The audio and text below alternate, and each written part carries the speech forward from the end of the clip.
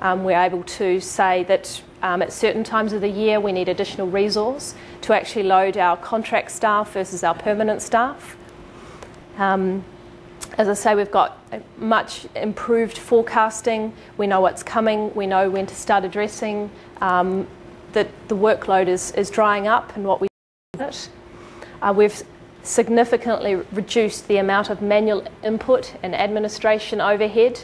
A lot of the admin tasks still do exist, but they're actually in the hands of the people that do the work versus admin staff emailing other people saying, where is this project at, where is the CCN at in the development, and so on.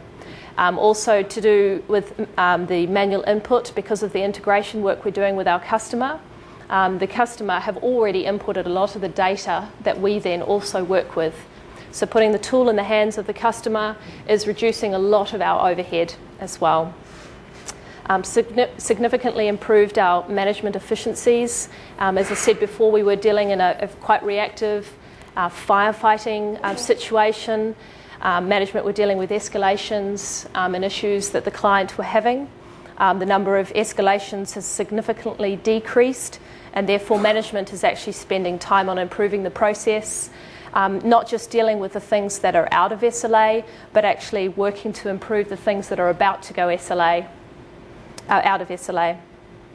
It's also for us given a consistent message, not only via, as a simple example, via consistent messages from into Outlook, but also consistent reporting, a consistent look and feel to all our management information.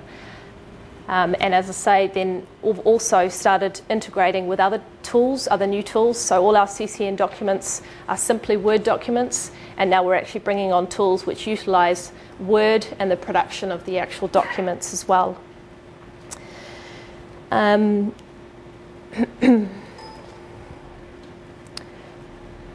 So to just actually give you some of our stats.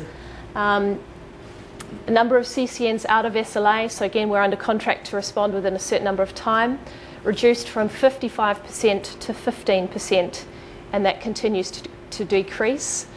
So just if we use the graph at the bottom, a number of things are happening here.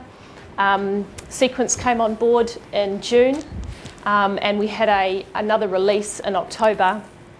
So what was actually going on is initially when Sequence went live, we were just focused on the process and the workflow and building the information and the data behind.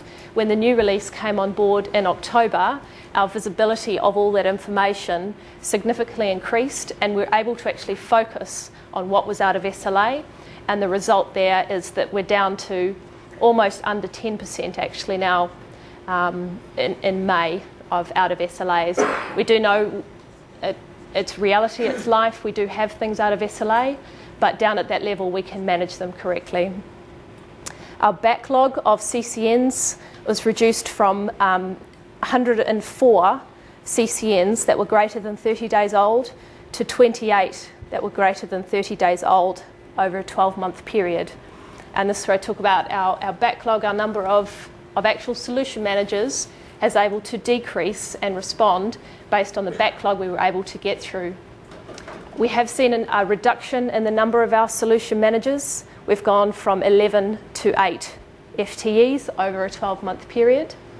And we have also seen improved revenue recognition, which is not that well shown in the graph above, but some points to note here is that Sequence went live in May, and what we thought we knew about the revenue that was coming in was sitting at a particular level, and when Sequence came on board, suddenly we knew we had a lot more work than what we were saying.